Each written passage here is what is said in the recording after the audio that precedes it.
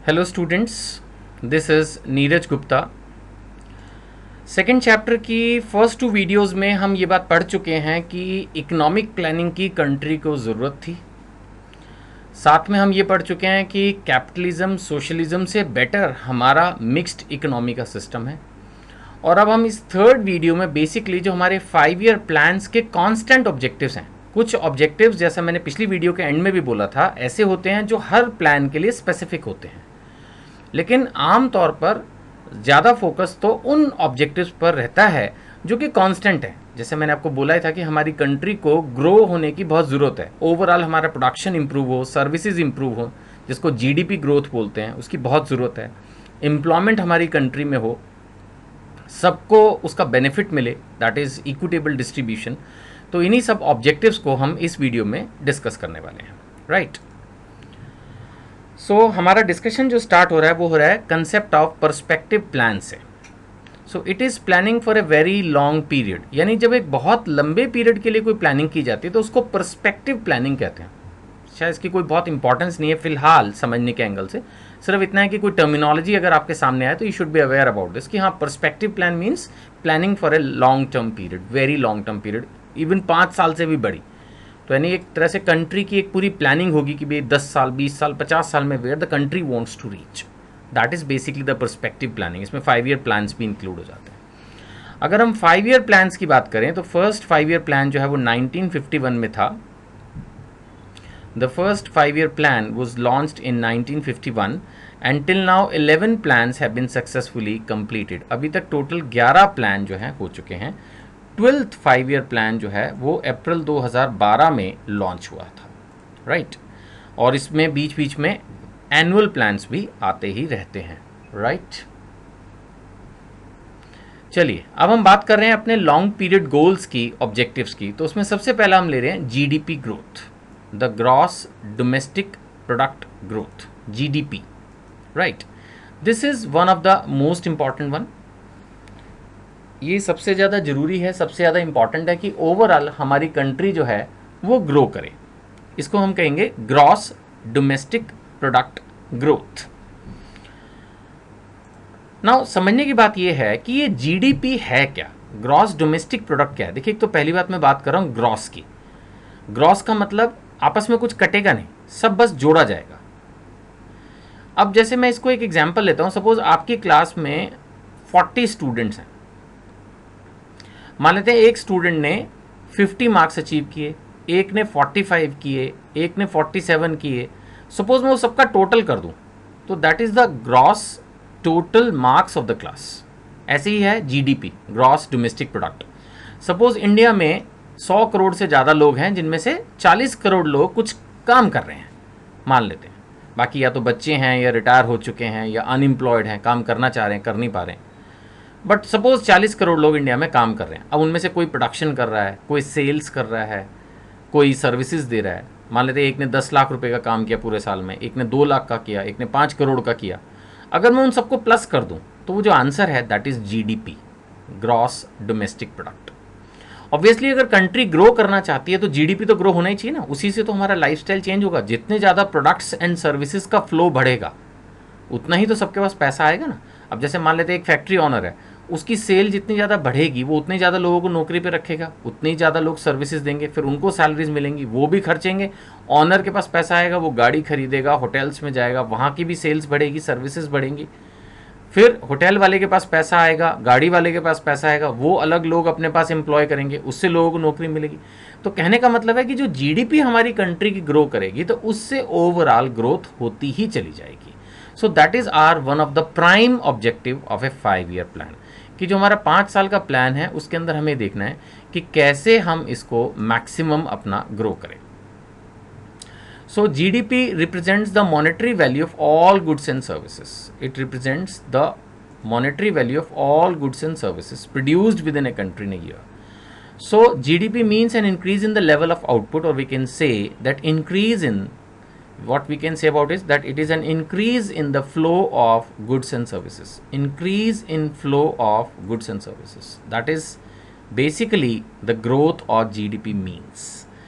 यानी कि जब हमारी कंट्री के अंदर, इंडिया के अगर हम एंगल से बात करें, तो flow of goods and services बढ़ रहा है, मार्केट रुकी नहीं हुई, लोग खरीद रहे हैं, बेच रहे हैं, सर्विसेज अवेल कर रहे हैं, चाहे फिर वो घूमने में ट्रैवलिंग यूज़ कर रहे हों, चाहे वो कुरियर कर रहे हों, लोग मोबाइल्स पे बातें कर रहे हैं, कहीं ना कहीं देखो कंट्री ग्रो तो कर रही है। देखने में वैसे ज़्यादा मोबाइल पे बातें करना अच्छा नहीं है, लेकिन कहीं ना कहीं टेलीकम्युनिकेशन सेक्टर तो ग्रो कर ही रहा है ना। कितने सारे लोग हैं आज की तारीख में जो कि मोबाइल की शॉप्स खोल के बैठे हुए हैं, तो कहीं ना कहीं उनको एम्प्लॉयमेंट मिलती है, लोग रिचार्ज कराते हैं, मोबाइल हैंडसेट्स बनते हैं, बिकते हैं, दुकानें खुली हुई हैं, ओवरऑल चाहे कुछ भी है ना। आज इतने सारे मॉल्स खुले हैं, अब इतने सारे मॉल्स खुले हैं तो उनमें कितने सारे लोग हैं आप देखिए जो एम्प्लॉयड होते हैं, कोई बिलिंग कर रहा है, कोई सिक्योरिटी में लगा है, काम तो है ना। इवन सिनेमा हॉल्स भी अगर बढ़ते हैं, लोग खर्चा करते हैं, वहाँ जाकर कुछ खाते हैं, फिर वहाँ पर आसपास रेस्टोरेंट भी चलते हैं, आसपास दूसरी शॉप्स भी चलती हैं, पार्किंग वाले भी कमाते हैं। ओवरऑल देखिए, ओवरऑल हर तरह से ये वर्किंग इंप्रूव होती है, इसमें ऐसा नहीं है। So increase in the flow of goods and services. So जो इकोनॉमिक ग्रोथ है, अब मैं इस टर्म के ऊपर थोड़ा सा स्ट्रेस करूंगा कि इकोनॉमिक ग्रोथ क्या है, इस लाइन को मैं अलग से आइसोलेट कर रहा हूँ। इकोनॉमिक ग्रोथ इस टर्म को ले रहा हूँ फिलहाल। इकोनॉमिक ग्रोथ का क्या मतलब है? What does this economic growth? It refers to the consistent growth of GDP. यानी जब जीडीपी कॉन्स्टेंटली बढ़ती है, जब जीडीपी काफ़ी पीरियड तक लगातार बढ़ती रहती है, उसको मैं कहूँगा कि this is my what, a constant growth of GDP, that is economic growth. ये नहीं कि एक बार बढ़ गई फिर बढ़ी नहीं, तो काफ़ी लंबे समय तक, over a long period of time, यानी काफ़ी समय तक जब हमारी जीडीपी कॉन्स्टेंटली ग्रो करती है, दैट इज इकोनॉमिक ग्रोथ। लेकिन साथ में ये पॉइंट भी सामने आ रहा है कि अगर पॉपुलेशन भी बढ़ती रहे तो पर कैपिटा जीडीपी, जैसे माना सपोज ओवरऑल हमारी कंट्री की जीडीपी बढ़ गई, लेकिन ओवरऑल जीडीपी बढ़ने में ये भी हो सकता है ना कि किसी की सेल्स पूरे साल की सिर्फ 2 ही लाख हो, किसी की 3 लाख हो, और एक आदमी की 3,000 करोड़ है, उससे ओवरऑल तो बढ़ गई, लेकिन पर कैपिटा भी तो बढ़नी चाहिए, पॉपुलेशन सपोज उसी हिसाब से बढ़ जाए। सो अगर पॉपुलेशन कॉन्स्टेंटली राइज कर रही है, suppose the population is constantly rising, then per capita GDP will not increase. Per capita तो फिर तभी बढ़ेगी जब सारे लोग उसमें कुछ करें काम, नहीं। पर कैपिटा जीडीपी कब बढ़ेगी? अब दोबारा से मेरे इस एग्जाम्पल को सुनिए। सपोज मैं कहता हूँ कि ज़्यादातर लोग तो गरीब हैं, कोई 2 लाख की सेल कर रहा है, कोई 1 लाख की सेल कर रहा है, कोई 5 लाख की सेल कर रहा है, एक ने 3,000 करोड़ कर दी, एक ने 5,000 करोड़ कर दी, तो उससे ओवरऑल जीडीपी तो बढ़ गई, बट ज़्यादातर लोग का कॉन्ट्रीब्यूशन तो कम था, पॉपुलेशन उसके हिसाब से बढ़ गई, वो चीज़ सेट ऑफ हो गई। तो मे भी हो सकता है कि ओवरऑल जीडीपी बढ़ जाए, देर इज अ पॉसिबिलिटी कि ओवरऑल जीडीपी बढ़ जाए, देर इज अ पॉसिबिलिटी, लेकिन पर कैपिटा जीडीपी रिड्यूस हो जाए, ये भी बिल्कुल पॉसिबल है कि ओवरऑल जीडीपी ग्रो कर गई लेकिन पर कैपिटा रिड्यूस हो गई, क्योंकि कैपिटल पॉपुलेशन बढ़ गई और हर आदमी काम पे लगा नहीं हुआ, तो काफ़ी सारे लोग तो एक तरह से जीरो ही कंट्रीब्यूट कर रहे हैं। तो ऐसी सिचुएशन में क्या होगा? ऐसी सिचुएशन में जो हमारा क्वालिटी ऑफ लाइफ है, कंट्री का क्वालिटी ऑफ लाइफ जो है वो इंप्रूव नहीं करेगा। अरिवासन में जो क्वालिटी ऑफ लाइफ है कंट्री का, that will not improve, that is the problem. अरिवासन में सो पर कैपिटा जीडीपी हमारी कैसे निकलती है? Overall GDP divided by the population, और हमारी कंट्री की पॉपुलेशन वैसे ही हाई है। सो ये बात है इकोनॉमिक ग्रोथ में। एक बार फिर से रिपीट कर रहा हूं, किसको हम बोलेंगे इकोनॉमिक ग्रोथ? जब हमारी जीडीपी कॉन्स्टेंटली ग्रो करे काफ़ी लंबे समय तक, लेकिन साथ साथ सही मायने में सक्सेस कब है? जब ग्रोथ होने के साथ साथ हमारी पर कैपिटा जीडीपी भी इंप्रूव करे। GDP should increase as per the population of the country, overall सबको बेनिफिट मिले। ये ना हो कि कुछ लोग ही बहुत अमीर हो जाएं, सिर्फ कुछ लोग ही flow of services, flow of goods का फायदा उठाएं। ओवरऑल जो हमारी क्वालिटी ऑफ लाइफ है दैट शुड इंप्रूव, क्योंकि यहीं पर ये बात लिखी है कि अगर पर कैपिटा जीडीपी नहीं हुई तो ओवरऑल कंट्री की जो क्वालिटी ऑफ लाइफ है वो इंप्रूव नहीं होगी, है ना। चलिए अब हम बात कर रहे हैं कि इंक्रीज इन जीडीपी जो है वो किन फैक्टर्स पर डिपेंड करती है। बात आ रही सुन में कि पर कैपिटा जीडीपी जो है वो हमारी किन फैक्टर्स पर डिपेंड करती है, ओवरऑल जीडीपी किन फैक्टर्स पर डिपेंड करती है। तो उसके अंदर आ जाती है हमारी बात कि इंक्रीज इन रिसोर्सेस, यानी कि जब हमारे रिसोर्सेस को हम इंप्रूव करेंगे तब हमारा ये, अगर हमारे रिसोर्सेस का जो बेस है जिसको हम यूज कर रहे हैं वो अगर इंप्रूव कर रहे हैं, तो planning has to ensure that natural resources are fully explored. देखिए हमारी कंट्री के पास बहुत वास्ट लैंड है, वास्ट पॉपुलेशन होने की वजह से हमारे पास जो ह्यूमन रिसोर्सेज कहेंगे, लेबर, वो बहुत है। नेचुरली मिनरल्स भी हमारी कंट्री के पास बहुत हैं। तो ओवरऑल ग्रो करने का फॉर्मूला कंट्री के पास यही है कि जो भी हमारे रिसोर्सेज हैं उनको हम फुल्ली एक्सप्लोर करें, हम उसको खाली ना छोड़ दें। हमारे जो भी रिसोर्सेज हैं उनको फुल्ली एक्सप्लोर करना ज़रूरी है। दैट इज़ द पॉइंट, कि जितने भी हमारे रिसोर्सेज हैं उनको हम फुल्ली एक्सप्लोर करें, वो पूरा यूटिलाइज हो पाए। ऐसा ना हो कि हम उनके अंदर कुछ कर ही नहीं पा रहे। इसी तरह से इंक्रीज इन प्रोडक्टिविटी, बता रही समझ में। जहाँ तक सवाल है, हमारी प्रोडक्टिविटी जो है वो भी इंक्रीज होनी चाहिए। अब प्रोडक्टिविटी इंक्रीज होने से क्या मतलब है कि भाई जो हम इनपुट डाल रहे हैं ना उससे हमारी आउटपुट बेटर है। That is the increase in productivity. जैसे अगर हमने 10 लाख रुपए लगाए हैं तो 10 लाख से अगर 15 लाख रुपए की आउटपुट आ रही है तो अब 10 से 15 की जगह 18 लाख की आउटपुट है। यानी कि लिमिटेड रिसोर्सेज से हम मैक्सिमम आउटपुट निकाल सके। बात आ रही समझ में। तो ओवरऑल जो हमारा फर्स्ट ऑब्जेक्टिव है वो क्या है कि हमारी GDP, gross domestic product, rise करे। हमने इसमें डिस्कस किया कि जीडीपी जब कॉन्स्टेंटली राइज करती है एक पर्टिकुलर पीरियड के लिए तो उसको हम बोलते हैं इकोनॉमिक ग्रोथ। और पर कैपिटा जीडीपी बढ़नी बहुत ज़रूरी है ताकि ओवरऑल जो लाइफ स्टाइल है, जो ओवरऑल यू कैन से जो बेनिफिट्स हैं एक आम आदमी को जो मिल रहे हैं, जो a person living in India, उसका जो लाइफ स्टैंडर्ड है, लिविंग स्टैंडर्ड है, वो इम्प्रूव होना चाहिए।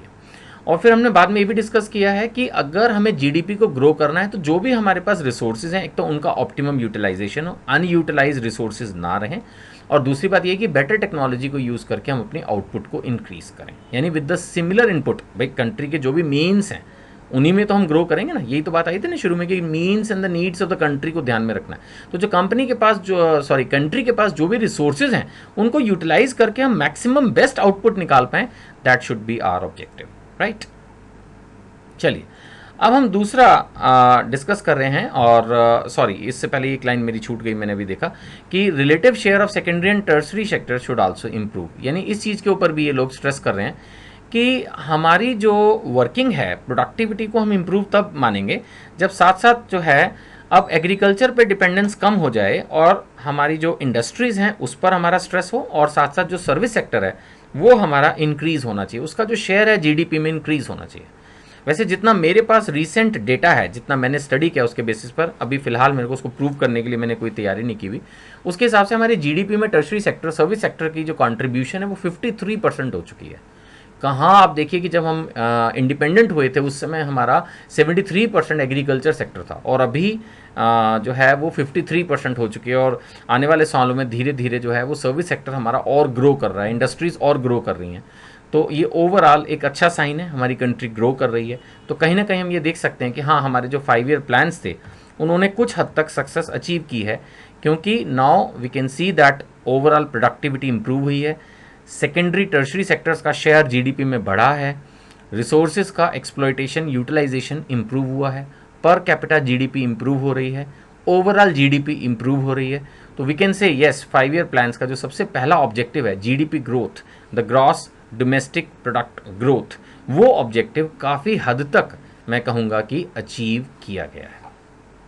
चलिए अब हम पढ़ना शुरू कर रहे हैं हमारा दूसरा मेजर ऑब्जेक्टिव जो हर 5 ईयर प्लान का रहता है, और वो है फुल एम्प्लॉयमेंट। हर कंट्री ये चाहेगी कि उनके यहाँ जितने भी लोग हैं वो मैक्सिमम जो है वो काम करें और खाली ना बैठें, फुल एम्प्लॉयमेंट, है ना। This is one of the social objective of planning.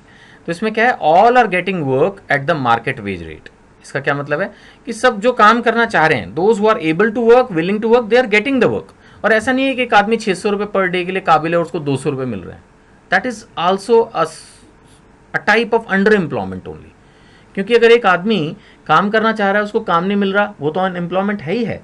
लेकिन एक आदमी, उसको काम तो मिल रहा है, उसकी कैपेबिलिटी के हिसाब से काम नहीं मिल रहा, वो भी अंडर एम्प्लॉयमेंट हो गई।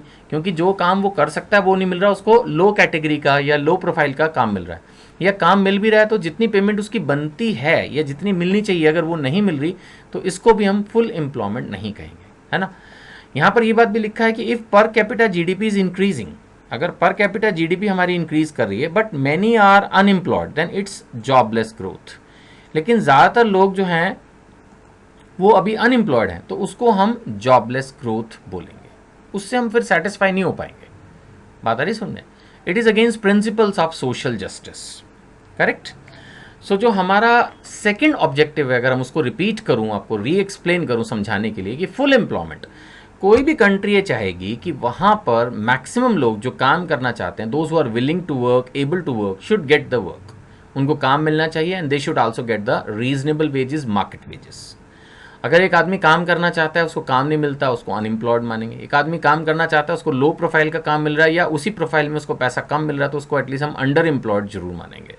सो this is one of the main objective of our 5 year plans कि हमारी कंट्री में अनएम्प्लॉयमेंट कम हो। करोड़ों करोड़ों लोग इंडिया के अंदर ऐसे हैं जो कि एम्प्लॉयड नहीं हैं, काम करना चाहते हैं, नहीं कर पाते, और शायद ये भी रीज़न है कि फिर ऐसे ही लोग कई बार लॉ एंड ऑर्डर सिचुएशन के लिए प्रॉब्लम क्रिएट करते हैं, जो चेन स्नैचिंग करते हैं, कुछ और लोग हैं। कुछ तो ऐसे भी हैं खैर जो उनको क्विक मनी चाहिए इसलिए वो इस तरह के गलत कामों की तरफ जाते हैं, लेकिन कुछ ऐसे भी हैं जो जेन्युइनली काम करना चाहते हैं, उनको काम ठीक से मिल नहीं रहा, so then they resort to the illegal means. तो इसलिए हमारे को ये 5 ईयर प्लानिंग में इंश्योर करना होगा कि जो भी लोग जॉब करना चाहते हैं, बिजनेस करना चाहते हैं, उनको भारत सरकार की तरफ से इंडियन गवर्नमेंट, सेंट्रल गवर्नमेंट और वेरियस स्टेट गवर्नमेंट्स जो हैं वो सपोर्ट प्रोवाइड करें सो दैट उनको एम्प्लॉय किया जा सके और हमारी जो कंट्री का ड्रीम है फुल एम्प्लॉयमेंट का वो हम अचीव कर सकें ना। जैसा मैंने कहा कि some time per capita GDP बढ़ सकती है, वो ऐसे भी बढ़ सकती है कि कुछ लोग बहुत ज़्यादा कमा रहे हैं तो ओवरऑल स्कोर ज़्यादा चला गया तो पर कैपिटा जीडीपी नज़र आ रही है, लेकिन काफ़ी सारे लोग हो सकता है अनएम्प्लॉयड रह जाएं। तो जैसा मैंने कहा उसमें फिर होएगी जॉबलेस ग्रोथ। अब ये जो जॉबलेस ग्रोथ है, आप देखिएगा इस चीज़ को, ये जो जॉबलेस ग्रोथ है ये एक तरह से मैं कहूँगा कि डेंजरस है, क्योंकि इसमें it's bad in the long run, है ना। इससे क्या होगा कि जो यूथ है हमारा स्पेशली उसमें अनरेस्ट होगा, उससे वो they may destroy the national property, ये प्रॉब्लम आ सकती है। And then law and order, lot of funds have to be invested to maintain the law and order. फिर लॉ एंड ऑर्डर को मेंटेन करना भी अपने आप में एक समस्या खड़ी हो जाएगी, क्योंकि यूथ को अगर काम नहीं मिलेगा, सपोज यूथ हमारा अनएम्प्लॉयड है, यूथ हमारा सेटिस्फाइड नहीं है, उनमें अनरेस्ट है, तो definitely they may damage the national property as well as साथ में लॉ एंड ऑर्डर। ये मैंने पहले ही आपको बोला कि लॉ एंड ऑर्डर को मेंटेन करना फिर अपने आप में ही एक समस्या के रूप में सामने आएगा। क्या जीरो अनएम्प्लॉयमेंट इसका सोल्यूशन है? क्या मतलब हम ये चाहते हैं कि ओवरऑल अनएम्प्लॉयमेंट हो ही ना, बिल्कुल टोटली जीरो अनएम्प्लॉयमेंट? तो ये बताया जा रहा है कि इट इज़ इम्पॉसिबल। ऐसा नहीं होता कि किसी भी कंट्री में एक भी आदमी अनएम्प्लॉयड ना हो, कुछ ना कुछ लोग थोड़े दिन के लिए तो अनएम्प्लॉयड होते ही हैं। इसको बोलते हैं स्ट्रक्चरल अनएम्प्लॉयमेंट। स्ट्रक्चरल अनएम्प्लॉयमेंट से मतलब ये है कि जब टेक्नोलॉजी चेंज होती है तो कुछ लोग उस टेक्नोलॉजी को क्विकली अडॉप्ट कर लेते हैं और उसमें चेंज कर जाते हैं, और कुछ होते हैं जो चेंज नहीं होते तो वो थोड़े पीरियड के लिए अनएम्प्लॉयड होते हैं। अब आप देखिए, जैसे कि मैं एक एग्जांपल लूंगा कि जैसे आज से पहले तो हर चीज़ छोटी शॉप्स में मिलती थी, अब धीरे धीरे क्या हुआ कि मॉल्स बन गए तो वहीं पर शॉप्स खुलने लगी, और फिर बिग बाज़ार, मोर जैसे कंसेप्ट आ गए जिसमें एक ही शॉप पे सारा सामान मिलने लगा। तो कहीं ना कहीं इससे जो छोटे शॉपकीपर्स हैं वो अफेक्ट होंगे ही होंगे ना। तो उनमें से कुछ की दुकानदारी इतनी कम हो जाएगी कि शायद उनको अनएम्प्लॉयड रहना पड़ेगा।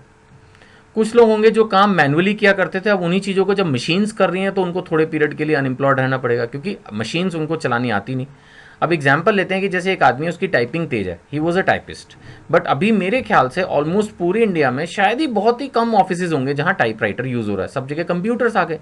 चीज़ वही है लेकिन टेक्नोलॉजी वाइज चेंज हो गई। अब अगर एक आदमी ने अपने आप को अपग्रेड नहीं किया कंप्यूटर पे काम करने के लिए, अगर वो गवर्नमेंट एम्प्लॉई है फिर तो चलो उसको ट्रेनिंग देके कैसे भी अब्जॉर्ब कर लिया जाएगा। प्राइवेट सेक्टर के अंदर तो फिर उसको ऑलमोस्ट, अगर उसने अपने आप को अपग्रेड नहीं किया तो शायद जॉब छोड़नी ही पड़ेगी। तो टेक्नोलॉजी बदल जाती है ना, सारे काम कंप्यूटर्स पे हो रहे हैं, तो मैनुअल वर्किंग तो चलेगी नहीं। अकाउंटिंग भी जो पहले मैनुअल हुआ करती थी अब कंप्यूटराइज हो गई। तो व्हाट आई मीन टू से बाय दिस एग्जांपल इज कि जब टेक्नोलॉजी में चेंज आता है तो जो लोग अडेप्ट कर लेते हैं वो तो एम्प्लॉयड रहते हैं, और जो नहीं कर पाते वो अनएम्प्लॉयड हो जाते हैं या थोड़े पीरियड के लिए अनएम्प्लॉयड रहते हैं। तो इस तरह की टेम्परेरी अनएम्प्लॉयमेंट को बोलते हैं structural unemployment, right, also known as natural rate of unemployment. इसको हम नेचुरल रेट ऑफ अनएम्प्लॉयमेंट भी कहते हैं, करेक्ट। सो मैं इसको रीड कर रहा हूँ। Where there is a change of technology, few people will definitely get unemployed for some time till they adopt themselves to these changes, जब तक कि वो इसको अडॉप्ट नहीं कर लेते। It refers to as structural unemployment. Natural rate of unemployment can also be termed as minimum rate of unemployment. कई बार ऐसा होता ही है ना। अब जैसे मान लेते हैं कि हमने ऐसा समझ लो कि एक आइटम यहाँ से पैक की, इसको ऐसे भी समझो, मैंने एक आइटम बनाई और सपोज़ यहाँ से 200 किलोमीटर्स डिस्टेंस पे एक सिटी है और मेरी फैक्ट्री यहाँ पर है। सपोज़ मैं दिल्ली में हूँ तो दिल्ली में मेरे पास एक फैक्ट्री है और उस आइटम का प्रोडक्शन मान लेते हैं दिल्ली सिटी में अलाउड है, और मैंने उस चीज़ को मैन्युफैक्चर करके किसी 200 किलोमीटर दूर के किसी शहर में 200 के सिटी में भेजा है, and the item is breakable. मैं अपनी तरफ से कितनी भी अच्छी पैकिंग कर लूँ तब भी वो मान लेते हैं थोड़ा बहुत टूट जाता है। अब मैं कितनी भी अच्छी पैकिंग करूँ, मैं फिर उस बात को रिपीट कर रहा हूँ कि जब वो 200 किलोमीटर आइटम ट्रैवल करती है एक शहर से दूसरे शहर में जाती है तो वो कुछ चीज़ें टूट जाती हैं। तो जब मैंने पहली बार 1000 आइटम भेजी तो मैंने नोट किया कि उसमें से 15 आइटम टूट गई। तो मुझे बड़ा दुख सा हुआ, मैंने कहा यार मैंने तो इतनी अच्छी पैकिंग की, अब मेरे को उन 15 आइटम तो टूट ही गई, उसका तो कुछ पैसा मिला ही नहीं, तो मेरा लॉस हो गया। खैर जब मैंने दोबारा भेजा तो नेक्स्ट टाइम मैंने चेक किया तो 14 आइटम फिर टूटी हुई थी। तो मेरे को दुख तो उतना ही होगा लेकिन शायद थोड़ा सा कम होगा। तीसरी बार देखा 16 आइटम टूटी हुई हैं, चौथी बार देखा 10 आइटम टूटी हुई हैं, पांचवी बार देखा कि 18 आइटम टूटी हुई हैं। उसके बाद मुझे क्या समझ में आएगा 5 बार 6 बार 10 बार भेजने के बाद कि अरे ये तो एक नॉर्मल रेट है ही है, यानी कि मैं ये मान के चलूंगा कि अगर 1000 चीजें भेजी हैं तो 10 से 15 पीस यानी 1 से 1.5% नॉर्मल लॉस होता ही है। तो अगर माना 20 बार के बाद मेरे दिमाग में ये चीज सेट हो गई कि ऐसा करने पर इतना तो लॉस होता ही है, तो 21वीं बार अगर मुझे वहां से फोन आएगा कि 15 चीजें टूटी हैं तो शायद मैं बिल्कुल भी डिस्टर्ब नहीं होऊंगा, क्योंकि मैं मेंटली प्रिपेयर हो चुका हूँ कि हाँ मुझे समझ में आ जाएगा कि इस प्रोसेस में इतना लॉस तो होता ही है। ऐसे ही अनएम्प्लॉयमेंट में अगर इस कंसेप्ट को लगाएं तो कई बार हर चीज में इस तरह की कुछ एक मिनिमम होता है कि हाँ इतना तो होगा ही होगा। तो ऐसे किसी भी इकोनॉमी के एंगल से कुछ लोग तो जरूर होंगे ना जो अनएम्प्लॉयड रहेंगे। तो फुल एम्प्लॉयमेंट, एक्चुअली मैं ये क्यों पढ़ा रहा हूँ क्योंकि हमारा ऑब्जेक्ट था फुल एम्प्लॉयमेंट। अब फुल एम्प्लॉयमेंट का मतलब ये नहीं है कि एक भी आदमी अनएम्प्लॉयड नहीं होना चाहिए। फुल एम्प्लॉयमेंट का मतलब जो जॉब करना चाहते हैं, जॉब कर सकते हैं, उनको प्रॉपर जो है काम मिल जाए। कुछ लोग तो अनएम्प्लॉयड रहेंगे ही रहेंगे। इसको हम मिनिमम रेट ऑफ अनएम्प्लॉयमेंट भी बोल सकते हैं, नेचुरल रेट ऑफ अनएम्प्लॉयमेंट भी बोल सकते हैं, स्ट्रक्चरल अनएम्प्लॉयमेंट भी बोल सकते हैं, राइट। चलिए इस वीडियो में हम इतना ही लेते हैं, फिर बाकी के ऑब्जेक्ट्स के बारे में जो हमारे 5 ईयर प्लान्स के हैं उसको हम नेक्स्ट वीडियो में पढ़ेंगे, ठीक है। बाकी जैसा मैंने आपको पहले भी बताया है ये वीडियोस आपके पास यूट्यूब पे अवेलेबल हैं। खरीदना अगर आप चाहें कि भाई चलो इंटरनेट यूज़ ना हो डीवीडी की फॉर्मेट में, तो जो नंबर्स आपको वीडियोस में दिए हैं इस पर आप डायरेक्ट मेरे ऑफिस में फ़ोन करके इन वीडियोज़ को आप डीवीडी की फॉर्मेट में भी ले सकते हैं। Thank you.